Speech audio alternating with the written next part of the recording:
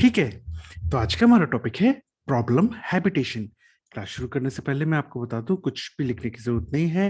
Class के notes आपको description box में दे दिए जाएंगे, वहां से आप डायरेक्ट डाउनलोड कर सकते हैं। तो शुरू करते हैं हमारा एनवायरमेंट एंड हेल्थ वाले चैप्टर का अगला topic, that is problem habitation. इससे पहले एनवायरमेंट एंड हेल्थ में हमने वाटर शुरू किया था, और वाटर में हमने सेफ वाटर पढ़ लिया है।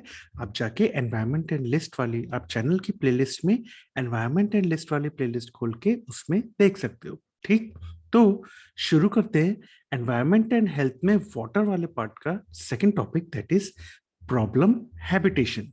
ठीक, तो भाई प्रॉब्लम हैबिटेशन है क्या? ऐसी कोई जगह, ऐसा कोई गांव, ऐसी कोई जगह जहां पे प्रॉब्लम हैबिटेशन में ना जो मेन कोर है ना, वो है source of water. Source of water उस जगह का कैसा है, उस पे डिपेंड करेगा कि वो प्रॉब्लम हैबिटेशन में आता है कि नहीं। अब सोर्स ऑफ वाटर में बहुत सारी चीजें हैं। कितने डिस्टेंस पे है आपका जो पानी का स्रोत है, वो कितनी दूरी पे है, उसके अलावा कितनी दूरी है पे है के अलावा कि भैया अगर है भी तो कैपेसिटी उसकी कितनी है, जितनी जरूरत है उतने लोगों को फुलफिल कर पा रहा है कि नहीं। प्लस उसके अंदर कोई मेटल्स या हार्मफुल केमिकल्स तो नहीं है। इस पे भी डिपेंड करेगा कि वो प्रॉब्लम हैबिटेशन है कि नहीं। तो मोर मेन जो कोर है ना प्रॉब्लम हैबिटेशन का, वो है सोर्स ऑफ वाटर, कि पानी का स्रोत है पास में कि नहीं है। अगर है तो वो कोई पॉल्यूशन से एक्सपोज तो नहीं है, या उसके अंदर कोई हार्मफुल केमिकल्स या मेटल्स तो नहीं है, और उसकी कैपेसिटी कितनी है, क्या वो पूरे गांव को या उस पूरे जगह के रहने वाले लोगों की नीड्स को फुलफिल कर पा रहा है कि नहीं। उस पर डिपेंड करेगा कि वो प्रॉब्लम हैबिटेशन में आता है कि नहीं। ठीक, अब जो प्रॉब्लम हैबिटेशन है ना, उसको तीन भागों में विभाजित किया गया है: not covered habitation, partially covered habitation, और fully covered habitation. Not covered मतलब होगा बहुत बुरा, पार्शली कवर्ड बहुत बुरा तो नहीं पर बहुत अच्छा भी नहीं, और फुल्ली कवर्ड में अच्छा अच्छा। ठीक, तो नॉट कवर्ड हैबिटेशन को हम नो सेफ सोर्स हैबिटेशन भी कहते हैं, यानी कि कोई भी सेफ वाटर सोर्स वहां पे नहीं है। तो इसमें क्या क्या चीजें हैं? पहली चीज तो कि भैया जो ड्रिंकिंग वाटर का सोर्स है, कुआं भी हो सकता है, तालाब भी हो सकता है, वो विद इन 1.6 किलोमीटर तो नहीं है गांव से, या अगर हिली एरिया है तो 100 मीटर से ज्यादा डिस्टेंस पे है। यानी कि अगर ये आपका गांव है तो आसपास कोई भी तालाब या कुआं नहीं है। अराउंड 1.6 किलोमीटर के बाद एक कुआं या तालाब आपके पास है, पहली चीज। दूसरी चीज कि अगर ये हिली एरिया पे रहते हैं, मान लो कि पहाड़ी एरिया पे ये रहते हैं, तो करीब और 100 फुट की दूरी के बाद है कि भैया 100 मीटर के ऊपर, 100 मीटर की दूरी से भी ज्यादा दूरी पे आपको सोर्स ऑफ वाटर वहां पे मिलेगा। ठीक, तो ये हो गया आपका दूसरी चीज। अब आता है तीसरी चीज कि भैया अगर अगर जो ये 1.6 किलोमीटर की दूरी पे है, या ये 100 मीटर की ऊंचाई पे है, वहां पे जो पानी है भी ना, वो पानी साफ सुथरा नहीं है। वो पानी ड्रिंकिंग या कुकिंग नीड्स को फुलफिल नहीं कर पा रहा है, यानी कि गंदा पानी अवेलेबल है। ठीक, पहली चीज 1.6 किलोमीटर से भी ज्यादा दूरी पे है।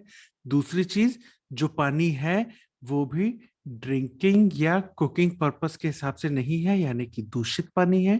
तीसरी चीज कि ये जो पानी अवेलेबल है ना, इसमें हार्मफुल मेटल्स और केमिकल्स हैं, यानी कि या तो उसमें सैलिनिटी, नमक ज्यादा है, या तो उसमें आयरन, फ्लोराइड, आर्सेनिक, इस टाइप के मेटल्स और केमिकल्स ज्यादा मात्रा में पाए जाते हैं। तो इसीलिए ये ड्रिंकिंग और कुकिंग नीड्स को भी पूरा नहीं कर पाएगा, यानी ऑल इन ऑल सब कुछ बुरा है। समझ गए? तो पहली चीज, आपके गांव से या प्रॉब्लम हैबिटेशन क्या कहेंगे कि भैया वो जो हैबिटेट है, वो जो गांव है, उससे 1.6 किलोमीटर से भी ज्यादा, यानी 1.5 किलोमीटर से भी ज्यादा दूरी पे पानी का स्रोत है, अगर प्लेन एरिया है। अगर पहाड़ी एरिया है तो करीब 100 मीटर से भी ज्यादा ऊंचाई पे पानी का स्रोत है। और वो जो पानी का स्रोत है उसमें खूब सारी सैलिनिटी यानी नमक ज्यादा है, या आयरन फ्लोराइड आर्सेनिक बहुत ज्यादा मात्रा में है, और वो ड्रिंकिंग और कुकिंग नीड्स के हिसाब से भी सही नहीं है, यानी सब कुछ ही बुरा है इसमें। ठीक, तो उसको कहेंगे नो सेफ सोर्स हैबिटेशन या नॉट कवर्ड हैबिटेशन। समझ गए? तो तीन चीजें देखी हमने। पहला, दूरी 1.6 100 मीटर। दूसरा, बहुत सारी चीजें उसके अंदर, तो उसकी वजह से। तीसरा, ड्रिंकिंग और कुकिंग नीड्स के हिसाब से अच्छा नहीं है। तो इसमें तो सभी कुछ बोल रहा था, दैट्स वाई नॉट कवर्ड या नॉट सेफ सोर्स हैबिटेशन। उसके बाद आता है पार्शली कवर्ड हैबिटेशन।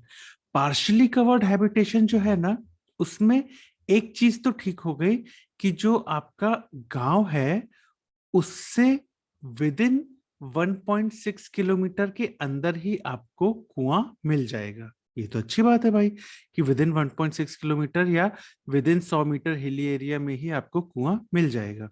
ठीक है, अगर पहाड़ी एरिया है तो 100 मीटर के अंदर, और अगर प्लेन एरिया है तो 1.6 किलोमीटर के अंदर। ये तो अच्छी बात है। मगर बुरी बात क्या है?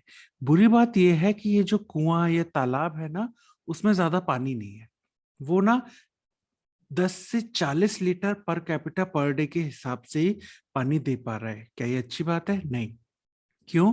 क्योंकि हमने पढ़ा था कि भैया रूरल एरिया में 40 से 60 लीटर पर कैपिटा, और अर्बन एरिया में करीब 150 से 200 litre per capita per day के हिसाब से हमको पानी चाहिए। ये हम पहले भी पढ़ा चुके हैं। आप चाहो तो इससे पहले हमने जो सेफ वाटर पढ़ाया था उस वीडियो में जाके आप इसको चेक कर सकते हो। ठीक, तो पार्शियली कवर्ड में अच्छी बात क्या है कि हाँ भाई, विद इन 1.5 किलोमीटर या 100 मीटर की रेंज में पानी का स्रोत आ गया, ये तो बहुत अच्छी बात है। मगर बुरी बात क्या है? बुरी बात यह है, पानी का स्रोत तो है लेकिन पानी उसमें कम है। समझ गए? That's why it is partially covered. बहुत अच्छा तो नहीं, लेकिन बहुत बुरा भी नहीं। उसके बाद आता है fully covered.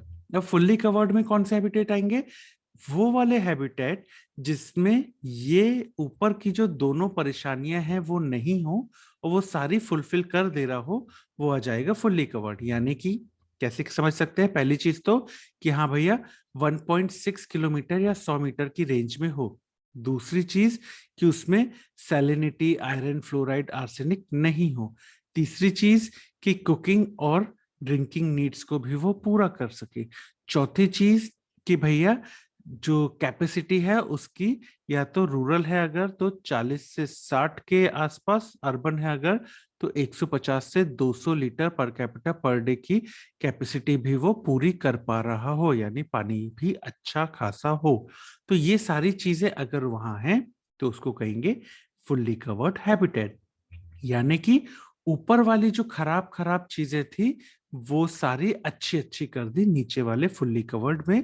That's why it is fully covered. समझ गए? तो हमारे पास तीन है, that is not covered habitation, partially covered habitation और फुल्ली कवर्ड हैबिटेशन। समझ में आ गया? और प्रॉब्लम हैबिटेशन जो है, इसका मुख्य जो कोर है वो क्या है? वो है सोर्स ऑफ वाटर, कि भैया तालाब या कुआं जो भी है कितनी दूरी पे है, उसके अंदर कुछ हार्मफुल चीजें तो नहीं है, वो सबकी डेली पर कैपिटा नीड्स को पूरा कर पा रहा है, इतना पानी है कि नहीं है, और कुकिंग और ड्रिंकिंग नीड्स को भी पूरा कर पा रहा है कि नहीं। ये सारी चीजें इसमें आती है। ठीक, तो ये तो हो गया आपका प्रॉब्लम हैबिटेशन, ये तो समझ में आ गया। फिर ना इसी से मिलता जुलता एक और आता है जिसपे एमसीक्यू भी आते हैं और कभी कभी वेरी शॉर्ट नोट आ जाता है, दैट इज प्रॉब्लम विलेज। ये प्रॉब्लम विलेज क्या होता है? वही प्रॉब्लम हैबिटेशन ही है, कोर वही है। उसको समझने की कोशिश करना। पहली चीज कि प्रॉब्लम विलेज क्या है? प्रॉब्लम विलेज वो है जहां पे कोई वाटर का सोर्स नहीं है 1.6 किलोमीटर की दूरी तक।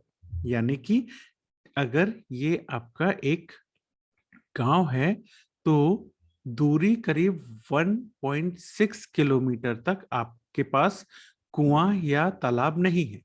ठीक है, ये तो हो गया हॉरिजॉन्टल दूरी। अब लोगों ने बोला कि यार एक काम करते हैं, हाँ यहाँ पे 1.6 किलोमीटर तक तो नहीं है, खोद के देखते हैं। तो खोदोगे अगर जमीन के नीचे की बात करें अगर, तो भी 15 मीटर से ज्यादा गहराई पे आपको पानी मिलेगा। पहली चीज कि करीब 1.5 किलोमीटर से ज्यादा दूरी के बाद कोई कुआं या तालाब है, उसके बाद जमीन के नीचे का पानी भी करीब 15 मीटर से ज्यादा गहराई पे है। ठीक है। तीसरी चीज, जो पानी अवेलेबल है, चाहे वो गहराई पे हो चाहे वो कुएं में हो, उसमें भी सोडियम, पोटेशियम, फ्लोरीन, आयरन और हैवी मेटल्स की बहुत ज्यादा मात्रा है। ठीक है। तो पहली चीज तो बहुत दूरी पे है, बहुत ज्यादा गहराई पे है, और तीसरी चीज कि भाई sodium, potassium, iron, heavy metals, इन सब की भी मात्रा बहुत ज्यादा है पानी में। ठीक। और सबसे आखिरी और बहुत इंपॉर्टेंट कि भैया कॉलेरा के लिए एक्सपोज्ड है। कॉलेरा के लिए एक्सपोज कैसे होगा? हो सकता है कि जो आपका गांव है उसके पास जो एक तालाब है, वहीं पे ओपन फील्ड डेफिकेशन होता हो। अब अगर ये ओपन फील्ड डेफिकेशन हो रहा है तो यहाँ पे आपको क्या हो सकता है? यहाँ पे आपको कॉलेरा होने के चांसेस बहुत ज्यादा है। तो ये जो आपका तालाब है वो कॉलेरा के होने के लिए या कॉलेरा के आउटब्रेक के लिए एक्सपोज्ड है। ठीक। तो समझ गए, पहला तो 1.6 किलोमीटर से ज्यादा दूरी पे है, दूसरा 15 मीटर से ज्यादा गहराई पे है, तीसरा कि भैया उसमें sodium, potassium, iron, fluorine, heavy metals वगैरह बहुत ज्यादा है, और चौथा कि भैया कॉलेरा के लिए भी एक्सपोज्ड है वो। ठीक। तो आसपास ओपन फील्ड डेफिकेशन वगैरह होता होगा तो कॉलेरा के लिए भी वो एक्सपोज होगा। तो ऐसा गांव जहां पे ये सारे क्राइटेरिया फुलफिल होते हैं उसको कहेंगे हम प्रॉब्लम विलेज। समझ गए? याद रखना, क्योंकि प्रॉब्लम विलेज पे वेरी शॉर्ट नोट भी कई बार आ जाता है कि प्रॉब्लम हैबिटेशन पे नहीं आके प्रॉब्लम विलेज पे आ गया तो तुम बोलोगे ओ ये क्या हो गया, हमने तो प्रॉब्लम हैबिटेशन पढ़ा था। भाई साहब अगर देखो तो वही है जो प्रॉब्लम हैबिटेशन है, उसी के ज्यादातर पॉइंट आपको प्रॉब्लम विलेज में मिल जाएंगे। समझ गए? तो कान ऐसे पकड़ो चाहे वैसे पकड़ो, एक ही बात है। तो अगर मैं बात करूं सवाल की, तो भाई साहब जो थ्योरी एग्जाम है ना, उसमें आपको प्रॉब्लम हैबिटेशन या प्रॉब्लम विलेज पे शॉर्ट नोट या वेरी शॉर्ट नोट आने के चांसेस होते हैं। ठीक है। तो थ्योरी के लिए तो इंपॉर्टेंट है, और इनफैक्ट प्रॉब्लम विलेज तो काफी इंपॉर्टेंट है। ओके। उसके बाद अगर हम बात करें वाइवा की, तो वाइवा में आपसे सीधा पूछ लिया जाता है भैया प्रॉब्लम विलेज को डिफाइन करो। तो प्रॉब्लम विलेज डिफाइन करते आना चाहिए क्योंकि ये बहुत इंपॉर्टेंट है। ठीक।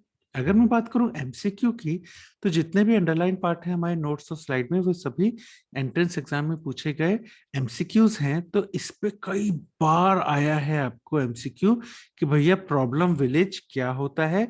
आपको 3 पॉइंट दे दिए जाएंगे और चौथा पॉइंट चेंज कर दिया जाएगा और बोल देंगे all of this points are covered under problem village except. तो आपको एटलीस्ट ये चारों पॉइंट पता होने चाहिए। ठीक। तो इतनी चीजें हैं जो आपको प्रॉब्लम विलेज या प्रॉब्लम हैबिटेशन में पता ही होनी चाहिए।